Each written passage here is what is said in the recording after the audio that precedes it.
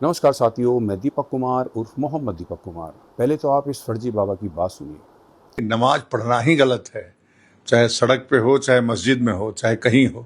ये नमाज का कहीं भी कुरान में भी कोई जिक्र नहीं है, कहीं भी नहीं है। इबादत के लिए उनके यहाँ कोई इस तरह की व्यवस्था है ही नहीं है। ये तो मनमाफिक जिस प्रकार से बाद के मौलानाओं ने इसको निकाल दिया और ये नमाज हो गया। तो नमाज पढ़ना कहीं भी, कहीं से भी इनके यहाँ। जैसे कि आपने इस फर्जी बाबा की बात सुनी, ये कह रहा है कि नमाज पढ़ना बंद कर देना चाहिए। नमाज, कुरान के अंदर नमाज का जिक्र भी नहीं है। कुरान में लिखा ही नहीं है कि नमाज पढ़नी चाहिए। ये इसके शब्द हैं। पहले इनको दिक्कत होती थी कि मुसलमान भाई जो है सड़कों पे नमाज पढ़ता है, जहाँ उसको मौका मिलता है वहाँ नमाज पढ़ लेता है, मस्जिद में जाके नमाज नहीं पढ़ता। अब इनको दिक्कत हो रही है कि नमाज मस्जिद के अंदर भी बंद कर देनी चाहिए। ये कुरान में लिखा है। ये इन जैसों की सोच है, इन जैसों की मेंटलिटी है।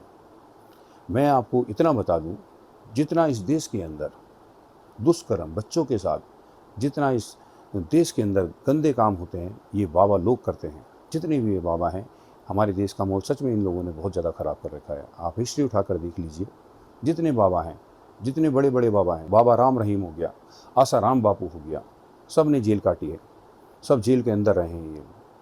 और जितने दुष्कर्म इन लोगों ने किए हैं, किसी ने नहीं करे हैं।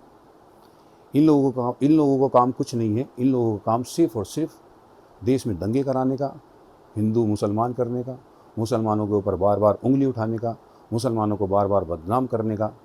बस इनका काम यही है। इस देश के अंदर सोचो, अगर मुसलमान नहीं होता तो तब ये लोग क्या करते? तब इनके पास कुछ और चारा ही नहीं था। किसको बदनाम करते, किसको क्या करते?